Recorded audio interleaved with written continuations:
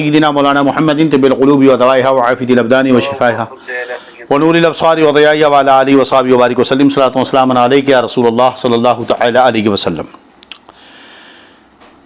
حوض کوثر کا تذکرہ کل کے درس میں ہوا۔ میزان، جس کو اللہ نے فرمایا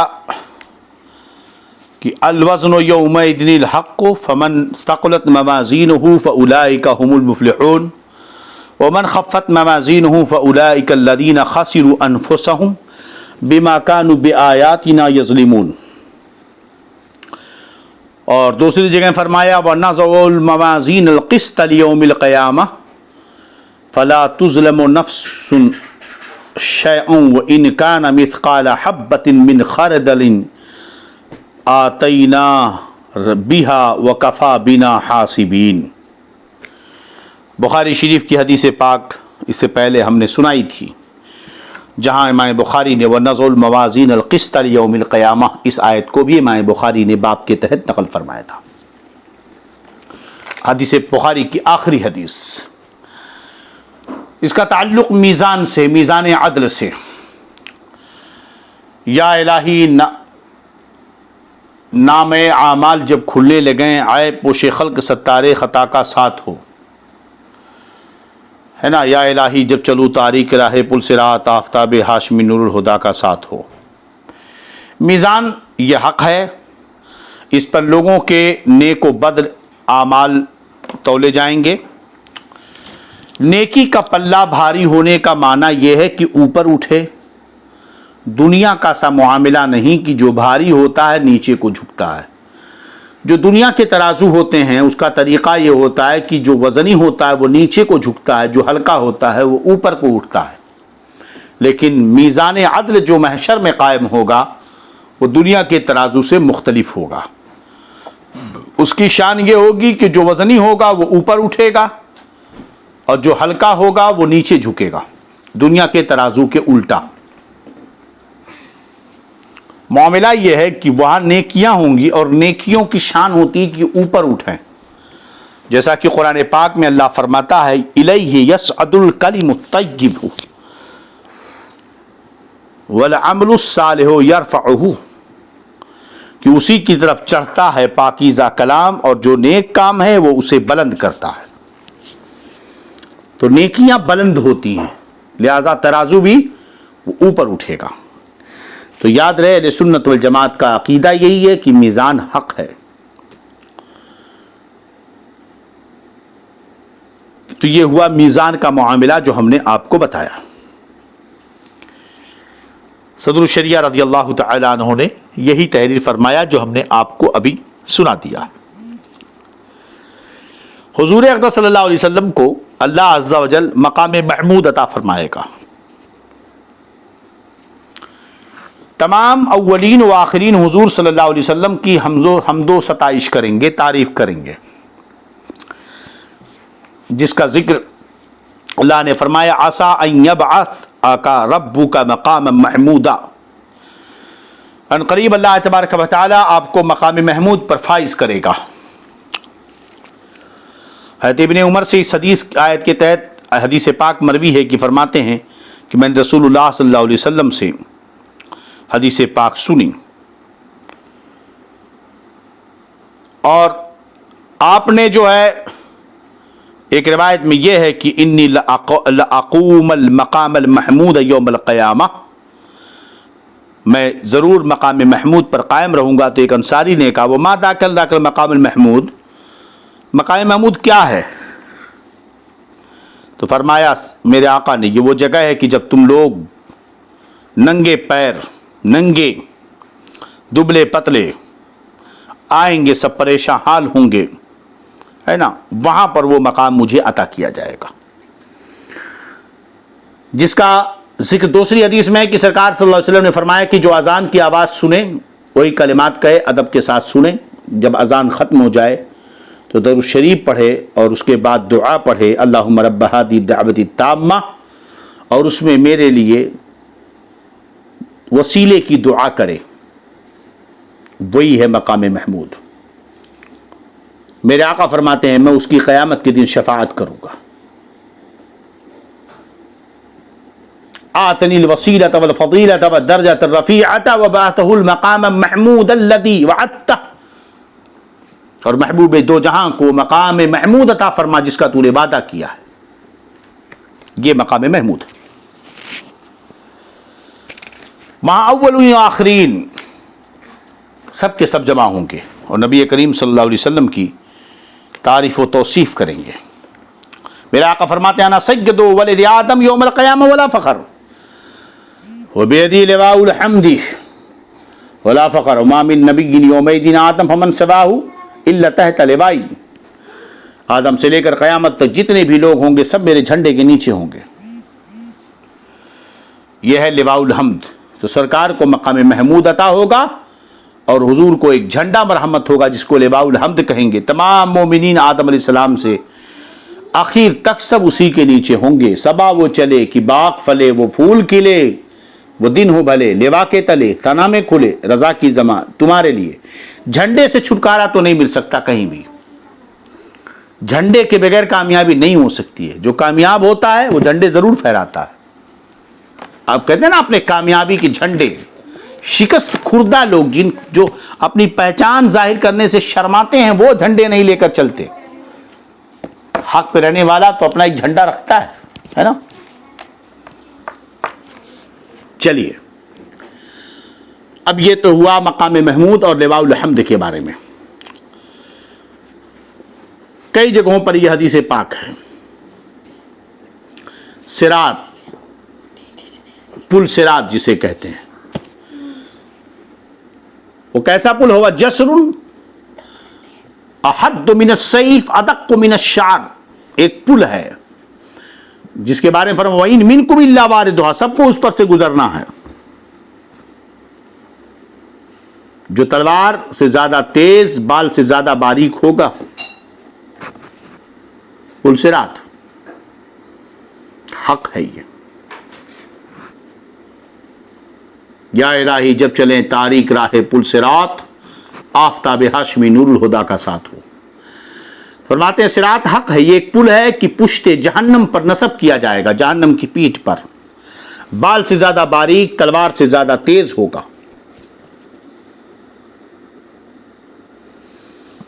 میرے آقا فرماتے ہیں حضرت عائشہ رضی اللہ عنہ سے اس کی راوی ہیں، فرماتی والے جہنم جسر ادق من الشعر واحد من السیف.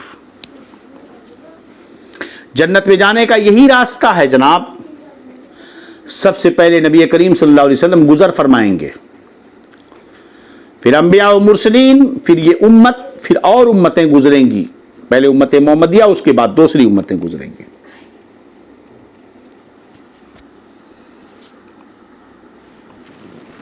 اور حسب اختلاف اعمال پل صراط پر لوگ مختلف طرح سے گزریں گے. جیسے اعمال ہوں گے اسی اعتبار سے، جیسے اعمال مختلف اسی اعتبار سے مختلف انداز میں لوگ گزریں گے. بعض تو جناب ایسے تیزی کے ساتھ گزریں گے جیسے بجلی کا کوندہ کہ ابھی چمکا اور ابھی غائب ہو گیا. بجلی اچانک چمکتی ہے غائب ہو جاتی ہے. ایسے لوگ گزر جائیں گے. بعض تیز ہوا کی طرح، کوئی ایسے جیسے پرندہ اڑتا ہے، اور بعض جیسے گھوڑا دوڑتا ہے، اور بعض جیسے آدمی دوڑتا ہے، اور یہاں تک کہ بعض شخص سورین پر گھسٹتے ہوئے جس کے پیر ٹوٹ جائیں زمین پر گھسٹ گھسٹ کر، ایسے کچھ لوگ گزریں گے. کوئی چوٹی کی چال سے جائے گا. اور پل صراط کے دونوں جانب بڑے بڑے آنکڑے پھنسانے کے ہوتے ہیں نا. مچھلی کا کانٹا دیکھا ہے جو تالاب میں مچھلی مارنے جاتے ہیں، کانٹا پھنسانے والا آنکڑے، بڑے بڑے آنکڑے. اللہ ہی جانے وہ کتنے بڑے ہوں گے، لٹکتے ہوں گے. جس شخص کے بارے میں حکم ہوگا اسے پکڑ لیں، حکم ہوگا اسے پکڑیں گے. مگر بعض تو زخمی ہو کر نجات پا جائیں گے اور بعض کو جہنم میں گرا دیں گے، اور یہ شخص ہلاک ہوا، تباہ و برباد ہو جائے گا. اسی پل سے گزرنا ہوگا، یہ اسے پکڑ لیں گے. یہ تمام اہل محشر تو پل پر گزرنے میں مشغول ہوں گے، مگر وہ بے گناہ اللہ اللہ، میرے آقا وہ بے گناہ گنہگاروں کا شفیع پل کے کنارے کھڑا ہوا بکمال گریہ روتے ہوئے، اللہ اللہ، بکمال گریہ وزاری اپنی امت عاصی کی نجات کی فکر میں اپنے رب سے دعا کر رہا، رب سلم رب سلم، الہی ان گنہگاروں کو بچا لے بچا لے، اللہ اللہ۔ آئے رے مصطفیٰ کا کلمہ پڑھنے والا آج کا امتی، اس سے بڑا بے شرم تو کوئی نہیں ہوگا۔ اب ہم سے بڑا بے شرم اور کون ہو سکتا ہے کہ جو نبی ہر لمحہ ہمارے لیے روئے، جو راتوں رات جگے، جو رات کی تنہائیوں میں حضرت عائشہ فرماتی ہیں کبھی کبھی دیکھتی کہ سرکار بسترے سے غائب ہے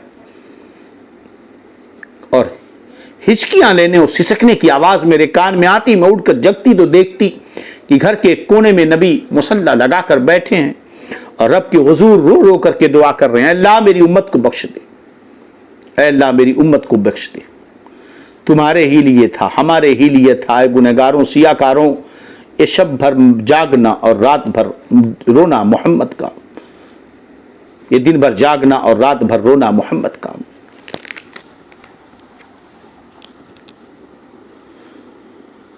اعلیٰ حضرت فرماتے ہیں اشک شب بھر انتظار عفو امت میں بہیں، میں فدا اور چاندیوں اختر شماری واہ واہ۔ اس نبی کا کلمہ پڑھنے والے ہم کتنے بے شرم ہیں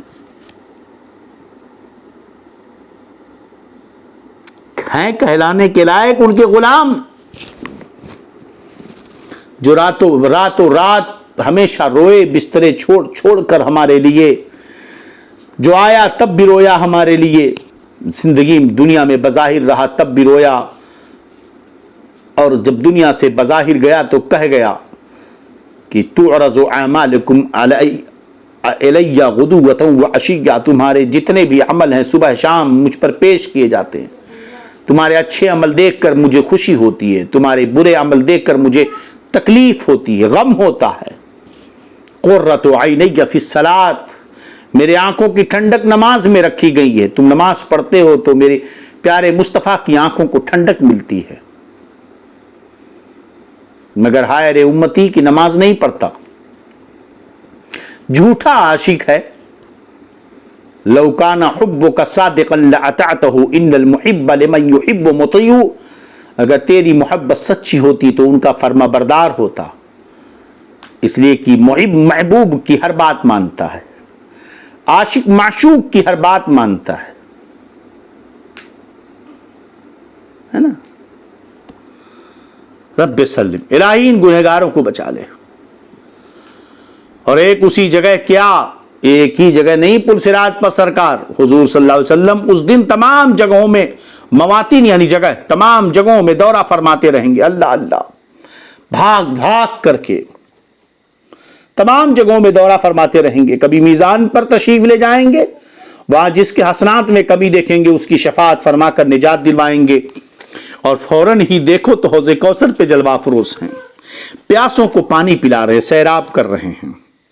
یا الہی جب زبانیں باہر آئیں پیاس سے، ساقی کوثر شہ جود و عطا کا ساتھ ہو، اور وہاں سے پل پر رونق افروز ہوئے اور گرتوں کو بچایا ہے۔ رضا پل سے اب وجد کرتے گزریے کہ ہے رب سلیم صدائے محمد، پل سے گزار راہ اتارو راہ گزر کو خبر نہ ہو، جبریل پر بچھائیں تو پر کو خبر نہ ہو۔ کانٹا میرے جگر سے غم روزگار کا یوں کھینچ لیجئے کہ جگر کو خبر نہ ہو۔ افلاس امتی جو کریں حال زار میں، ممکن نہیں کہ خیر بشر کو خبر نہ ہو۔ وَنَبِيُّكُمْ قَائِمٌ عَلَى الصِّرَاطِ يَقُولُ رَبِّ سَلِّمْ رَبِّ سَلِّمْ، تمہارے ربی حدیث ایک روایت ہے نا کہ سرکار سے صحابہ نے پوچھا یا رسول اللہ کہاں میں آپ کو تلاش کروں گا اگر قیامت میں آپ کو تلاش کرنا ہوا، ہے نا۔ حضرت نضر بن انس ابن مالک کہتے ہیں یا رسول اللہ میری شفاعت فرمائیں قیامت کے دن، میرے آقا نے فرمایا میں ضرور کروں گا۔ تو انہوں نے کہا یا رسول اللہ کہاں ڈھونڈوں گا میں آپ کو؟ فرمایا अतलुबनी अव्वला मा ततलुबनी अल सिरात, पहले मुझे पुल सिरात पे देख लेना। कहा अगर माना मिले तो कहा फतलुबनी इंदल मीज़ान, मीज़ान अदल पे तलाशना। कहा या रसूल अगर वहां ना पाऊं, कहा फतलुबनी इंदल हौस फइन्नी ला अख्ता हादिहि सलासिल मवातिन। फरमाया यहां ढूंढ लेना हौज़े कौसर पर, इन तीनों के अलावा कहीं नहीं, मैं इन्हीं तीनों में से किसी एक जगह पे जरूर हूंगा। हाय हाय हाय, गर्ज की हर जगह उन्हीं की दुहाई, हर शख्स उन्हीं को पुकारता, उन्हीं से फरियाद करता, और उनके सिवा किसको पुकारे कि हर एक तो अपनी फिक्र में है, दूसरों को क्या पूछे। सिर्फ एक यही हैं जिन्हें अपनी कुछ फिक्र नहीं, और तमाम आलम का बार उनके जिम्मा है। सल्लल्लाहु अलैहि व अला आलिहि व सहबिहि व बारिक व सल्लिम। अल्लाहुम्मा नज्जिना मिन अहवालिल महशरी बिजाह हाद नबील करीम अलैहि व अला आलिहि व अस्हाबी अफज़लुस सलाति व तस्लीम। अल्लाहुम्मा नज्जिना मिन अहवालिल महशरी बिजाह हाद नबील करीम अलैहि व अला आलिहि व अस्हाबी अफज़लुस सलाति व तस्लीम। आमीन। सल्लल्लाहु तआला अलैहि व अला आलिहि व अस्हाबी व बारिक व सल्लिम। अल्लाहुम्मा नज्जिना मिन अहवालिल महशरी बिजाह हाद नबील करीम अलैहि व अला आलिहि व अस्हाबी अफज़लुस सलाति व तस्लीम। 100 साल के बाद हजरत उज़ैर से पूछा तो क्या फरमाया हजरत उज़ैर ने? अल्लाह ने पूछा कितने दिन ठहरे? कहा बस एक दिन या एक दिन से कुछ ज्यादा। 309 साल तक असहाबे कहफ सोते। रब ने पूछा कितने दिन? कहा एक दिन या कुछ ज्यादा बस। सदियां लोगों पर गुजरी मगर उन पर नहीं। उनको लगा कि अभी दोपहर में सोए थे शाम को उठ रहे हैं, सुबह उठे थे दोपहर में, सुबह सोए थे दोपहर में उठे हैं बस। तो ये क़यामत का दिन हकीकत में क़यामत का दिन है जो 50,000 वर्ष का दिन होगा, जिसकी मुसीबतें बेशुमार होंगी। अल्लाह अज़्ज़ व जल के जो खास बंदे हैं उनके लिए इतना हल्का कर दिया जाएगा कि मालूम होगा कि उसमें सिर्फ इतना वक्त खर्च हुआ, सर्फ हुआ, जितना एक वक्त की नमाज में फ़र्ज में सर्फ होता है, खर्च होता है, बल्कि उससे भी कम। यहां तक कि बाज़ों के लिए तो पलक झपकने में सारा दिन तय हो जाएगा। जैसा कि कुरान फरमाता है वमा अमरुस्साअति इल्ला कलमहिल बसरी हो अक़रब औ हो अक़रब। क़यामत का मामला नहीं मगर जैसे पलक झपकना, बल्कि उससे भी कम।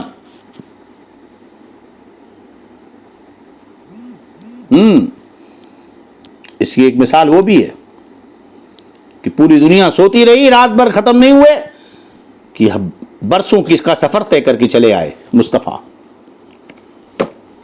सबसे आज़म वाला जो मुसलमानों को सबसे बड़ी, सबसे आज़म वाला है, सबसे बड़ी जो मुसलमानों को इसी रोज नेमत मिलेगी वो अल्लाह अज़्ज़ व जल का दीदार है। इस नेमत के बराबर कोई नेमत नहीं होगी।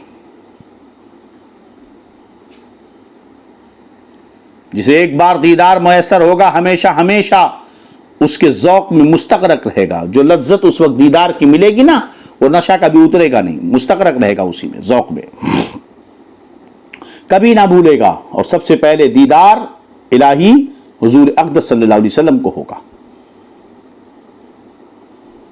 अब यहां तक तो हश्र के अहवाल और अहवाल दोनों, उनकी हौलनाकियां और उसके हालात बयान कर दिए गए। अब इसके बाद हमेशा घर में जाना है, किसी को आराम का घर मिलेगा जिसकी आसाइश की कोई इंतहा नहीं, जिसको जन्नत कहते हैं, या तकलीफ के घर में जाना पड़ेगा जिसकी तकलीफ की कोई हद नहीं, उसे जहन्नम कहते हैं। इसलिए अब दोज़ख का तज़किरा हुआ चाहता है तो हम चाहते हैं कि मुख्तसरन, इसकी हौलनाकियाँ तो बड़ी तवील हैं मगर यहाँ मुख्तसरन है तो जिक्र कर दें। याद रहे कि जन्नत व दोज़ख हक हैं, उनका इनकार करने वाला काफिर है। जन्नत भी है और दोज़ख भी है, दोनों बन चुकी है, इसका इनकार कुफ्र है।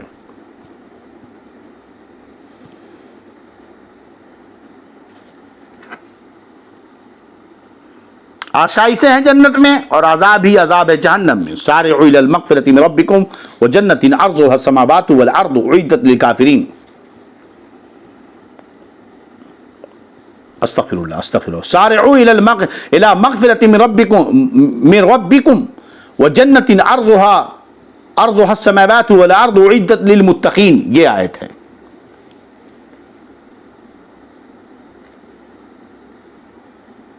فرمایا کہیں اعدت للمتقین، اور جہنم کے بارے میں فرمایا فاتقوا النار التي وقودها الناس والحجارة اعدت للکافرین۔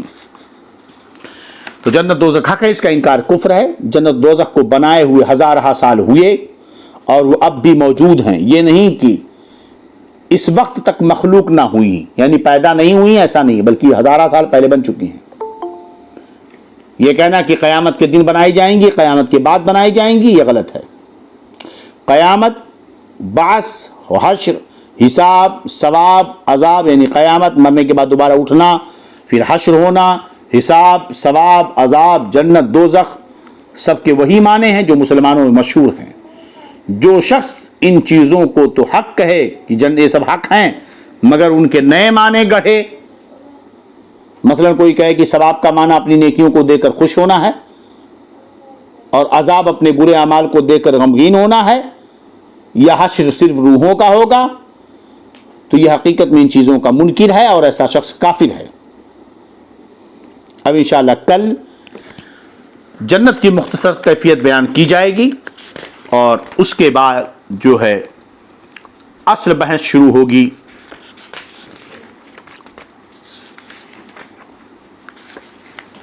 جو